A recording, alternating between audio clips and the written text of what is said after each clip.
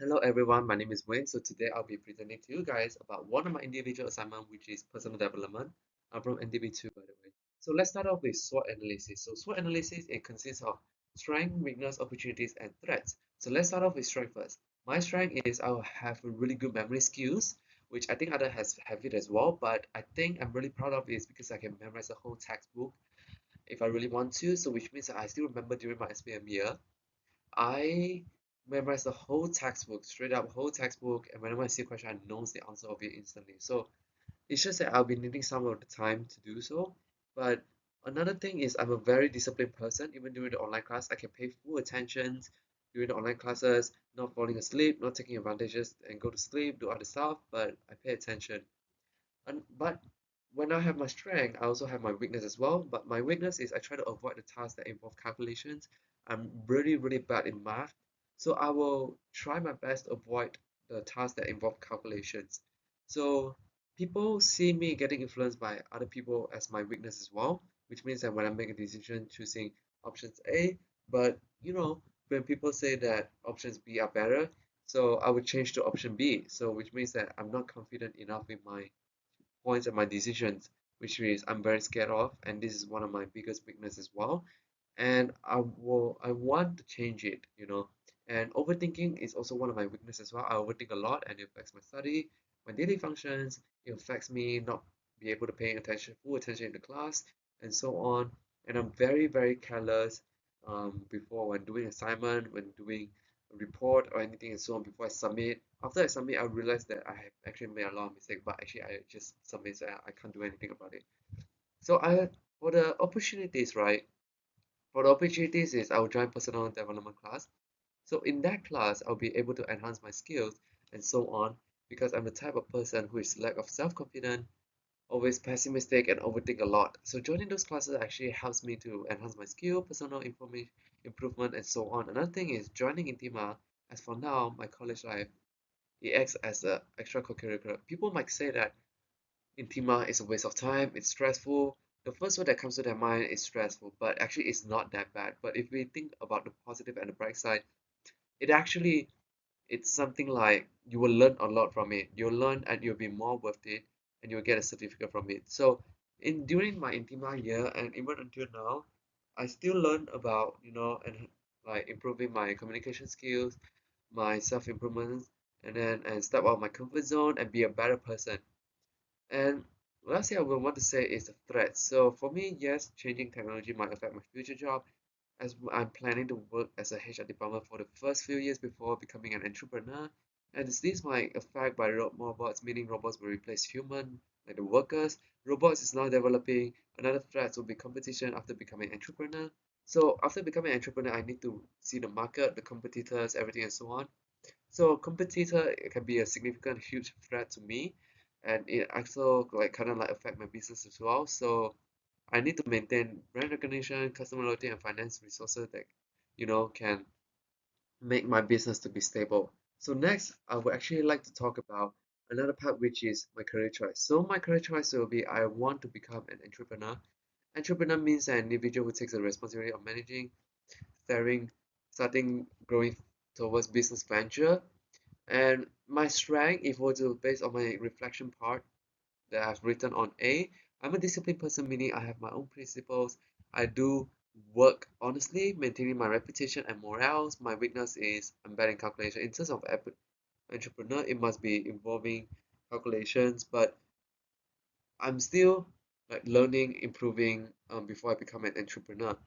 So, but for the opportunity, I'm willing to open up for new opportunities to learn, stepping into a new area, into a new zoning field, learn new things and expand my business and so on, meet new people and exchange ideas and so on. Of course, entrepreneur has their own threats as well. For example, market competition. And the reason why I chose entrepreneur is because I want a wealthy lifestyle and I give my family a really good life. So that's why I choose entrepreneur. So the third one I want to talk about is short-term and long-term goals. So short-term goals will be in between 1 to 5 years, right? Like for example, like what are the plans that you want to do? You can start doing right now, short-term. So it'll be like for example, I will attend some seminar, like something like a motivational speech or anything like from an experienced entrepreneur or like successful people that they have experience about it. So like how to start a business, what to do, how to get a strong mental health and so on. I will actually like, for example, like the Lions Club International, their purpose is to coordinate the activities, standardize the administration of Lions Club, and also networking is a must for our entrepreneur. Without networking, it's impossible for entrepreneur to work. So I would join some of their event and became part of their members and learn all those skills and network myself with a real person.